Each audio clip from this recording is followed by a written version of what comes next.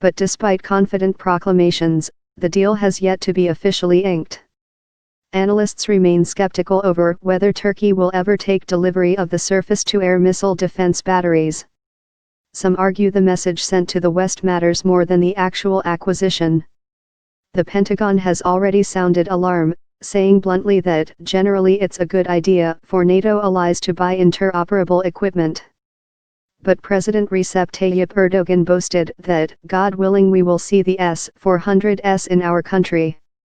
Erdogan has argued that Turkey's fellow NATO member and occasional regional foe Greece has Russian-made S-300 batteries on its southern island of Crete, originally bought by Cyprus in the late 1990s but passed on to Greece to prevent escalation on the divided island. Showed dissatisfaction, Dmitry Shugov, the head of Russia's military technical cooperation agency, told the Kommersant Daily that the deal was almost done with just some subtleties to solve. The United States may be indignant, but Turkey is an independent state and can decide itself, he said.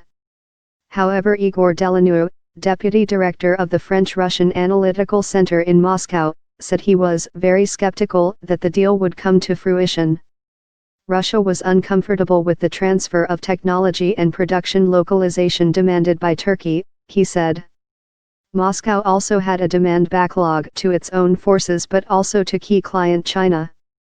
Both Moscow and Ankara use this story on the political level to show their respective dissatisfaction to the West, Delanu said.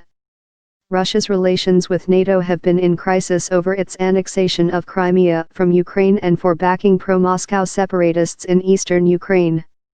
But while still a key member of NATO, Turkey's ties with the United States in particular have been strained over Washington's support of the People's Protection Units, YPG, Syrian Kurd militia which Ankara considers a terror group.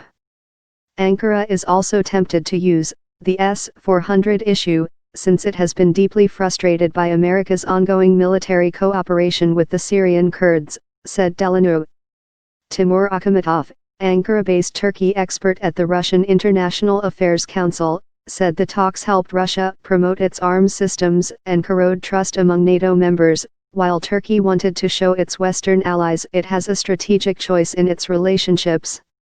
The longer the talks on the S-400 systems are on the agenda, the better for Russia and Turkey's respective interests, he said. No trust. The fact the two countries are even discussing the purchase is a rich symbol of the transformation in relations since a reconciliation deal last summer following the shooting down by Turkey of a Russian plane over the Syrian border in November 2015. Moscow and Ankara remain on opposed sides in the Syrian conflict, with Russia backing the Damascus regime and Turkey the rebels. In 2012, Turkish jets forced a Syrian plane flying from Moscow to Damascus to land at Ankara airport on the grounds it was carrying military equipment, reportedly radar parts for a Syrian air defense system.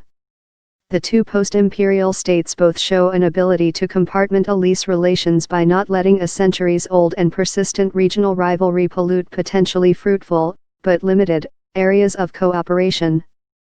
Yet analysts say talk of the S-400 deal is far short of an indication of a major strategic alliance.